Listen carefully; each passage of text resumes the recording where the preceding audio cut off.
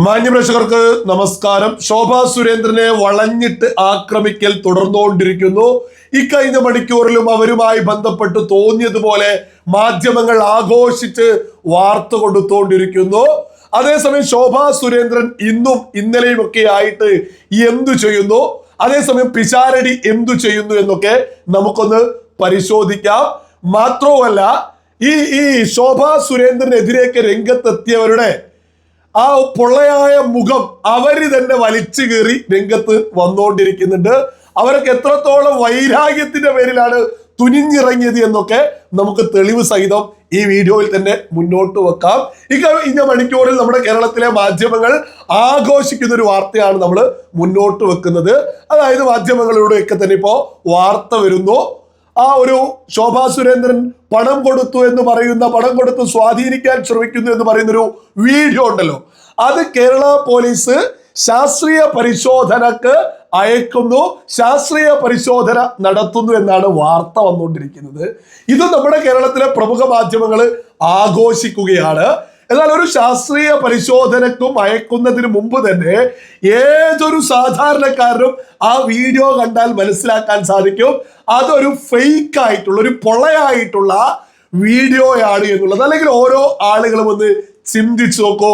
ആ വീഡിയോ എന്ന് പറയുന്നത് ഒരു മതിലിന്റെ ഇപ്പുറം നിന്ന് ഒരു സ്ത്രീ പണം കൊടുക്കുന്നതായിട്ട്, പണമോ മറ്റെന്തോ കൊടുക്കുന്നതായിട്ടുള്ള ഒരു വീഡിയോ എടുക്കുന്നു. മതിലിന്റെ ഇപ്പുറം നിന്നാണ് എടുക്കുന്നത്.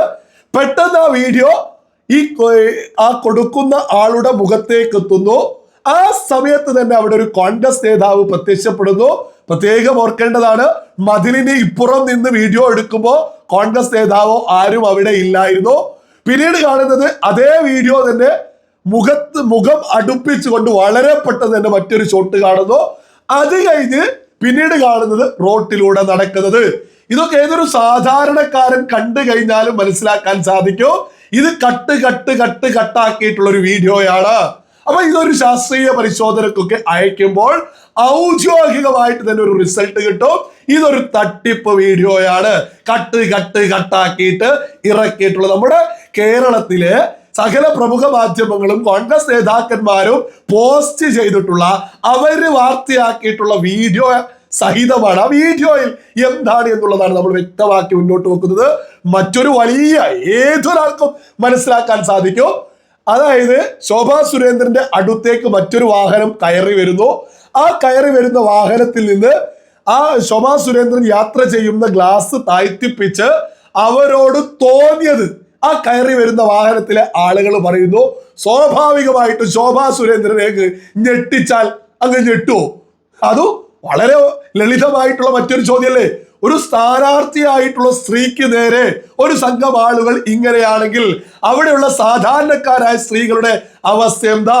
പ്രത്യേകിച്ച് കോൺഗ്രസ്സുകാരി എന്ന് പറയുന്നത് അവിടുത്തെ സിറ്റിംഗ് MLA ഉൾപ്പെടെയുള്ള ആളുകൾ, അവിടെ കൗൺസിലർ ആയിട്ടുള്ള ആള്, ഇതൊക്കെയായി ബന്ധപ്പെട്ട് വലിയ കേസുകളുള്ളൊരു സ്ഥലത്ത് കോൺഗ്രസിന്റെ ആളുകൾ വീണ്ടും വന്നൊരു സ്ത്രീക്ക് നേരെ തോന്നിയത് പറയുമ്പോൾ സ്വാഭാവികമായിട്ടും ശോഭാ സുരേന്ദ്രൻ വാഹനത്തിൽ നിന്ന് ഇറങ്ങുന്നു. അവരോട് വലിയ രീതിയിൽ തന്നെ അവരോട് സംസാരിച്ചു. ഇതൊക്കെ തന്നെ വീഡിയോ കണ്ട് ഈ വീഡിയോയും ഈ പണം കൊടുത്തോ മറ്റെന്തോ കൊടുത്തോ എന്ന് പറയുന്ന വീഡിയോയും കൂടി ഇതൊക്കെ തന്നെ കൂട്ടിച്ചേർത്തതാണ് എന്ന് ഏതൊരു സാധാരണക്കാരന് മനസ്സിലാവും. ഒരുപാട് കട്ടായിട്ടുള്ള വീഡിയോ ആണ് എന്ന് ഏതൊരാൾക്ക് മനസ്സിലാക്കാൻ സാധിക്കും.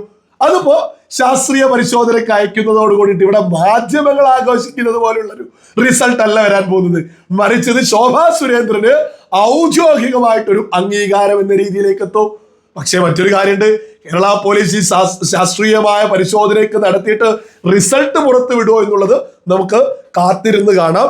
ഇതൊക്കെ എത്രത്തോളം നാടകമാണ് എന്നുള്ളതിന്റെ മറ്റൊരു പ്രധാനപ്പെട്ട തെളിവാണ് ഈ പറയപ്പെടുന്ന ഈ ഒരു സ്ത്രീ ഉണ്ടല്ലോ, ഇപ്പൊ ബിന്ദു വിനയകുമാർ എന്ന് പറഞ്ഞുകൊണ്ട് ഈ രംഗത്തെത്തിയിട്ട് വലിയ രീതിയിൽ ശോഭാ സുരേന്ദ്രനെതിരേക്ക് ഒരു റെക്കോർഡൊക്കെ പുറത്തുവിട്ടെ. അപ്പൊ ഈ ബിന്ദു വിനയകുമാറിന് പോലും പങ്കുണ്ട് ഇതിൽ എന്നാണ് ശോഭാ സുരേന്ദ്രൻ വ്യക്തമായിട്ട് പറയുന്നത്. അത് വെറുതെ ഒന്നും പറയില്ല. ഈ കഴിഞ്ഞ ദിവസം BJP ആലപ്പുഴ കമ്മിറ്റിയുടെ ഫേസ്ബുക്കിലെ പ്രൊഫൈൽ ഒരു പോസ്റ്റ് ചെയ്യുന്നു. അതായത് ബിന്ദു വിനയകുമാറിനെ സസ്പെൻഡ് ചെയ്തതുമായി ബന്ധപ്പെട്ട് അതിൽ ഈ ബിന്ദു വിനയകുമാർ ഒരു കമന്റ് ചെയ്തിട്ട് ഞാനൊന്ന് വായിച്ചത്. പുറത്താക്കിയാൽ ഒരു പുല്ലുമില്ല, പറയാനുള്ളത് എവിടെയും പറയും, ഒന്നും എങ്ങോട്ട് കിട്ടിയിട്ടില്ല. എല്ലാം അങ്ങോട്ട് മാത്രം. ശോഭയുടെ ഉച്ചിഷ്ടം തിന്നാൻ എന്നെ കിട്ടില്ല. ഇത് ബിന്ദു വിനയകുമാറിന്റെ പോസ്റ്റാണ്.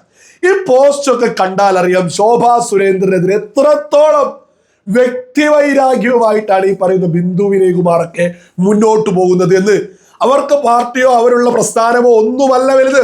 അവരുടെ വ്യക്തിവൈരാഗ്യത്തിന്റെ പുറത്ത് നിന്നാണ് അവർ കാര്യങ്ങൾ ചെയ്തത്. അവ ശോഭാ സുരേന്ദ്രൻ പറഞ്ഞത് വളരെ വലിയൊരു ശരിയായിട്ട് മാറുകയാണ്.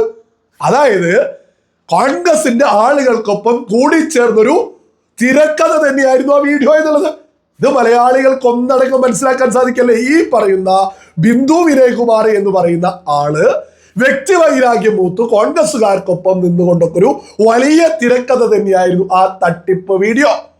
അപ്പൊ ആ വീഡിയോ ശാസ്ത്രീയ പരിശോധനയ്ക്ക് അയക്കുന്നതോട് കൂടിയിട്ട് ഏതൊരു സാധാരണക്കാരനും മനസ്സിലാക്കാൻ സാധിക്കുന്ന ഒരു ഉത്തരം തന്നെ മാത്രമേ പുറത്തു വരൂ. അതൊരുപാട് കട്ട് ആ സ്ത്രീ പോകുന്നതും വരുന്നതും മുഖം വരുന്നതും പെട്ടെന്ന് കോൺഗ്രസ്സുകാരൻ പ്രത്യക്ഷപ്പെടുന്നത് ഇതൊക്കെ തന്നെ ഒരു തട്ടിപ്പാണ് എന്നുള്ളത് വ്യക്തമാക്കി മനസ്സിലാക്കാൻ സാധിക്കും. യഥാർത്ഥത്തിൽ ശോഭാ സുരേന്ദ്രൻ രക്ഷപ്പെടുകയാണ് ഈ ഒരു ശാസ്ത്രീയ പരിശോധനക്കൊക്കെ കേരള പോലീസ് അയക്കുന്നതിലൂടെ സംഭവിക്കുക എന്നുള്ളതും സകല ആളുകളും തിരിച്ചറിയുക. ഇത്രത്തോളം പ്രശ്നം നടക്കുന്ന സമയത്തും ശോഭാ സുരേന്ദ്രൻ ഇപ്പോ എന്ത് ചെയ്തുകൊണ്ടിരിക്കുക? ഈ കഴിഞ്ഞ ദിവസങ്ങളിലൊക്കെ തന്നെ മാധ്യമങ്ങൾ അവരെ വേട്ടയാടിക്കൊണ്ടിരിക്കുന്നു.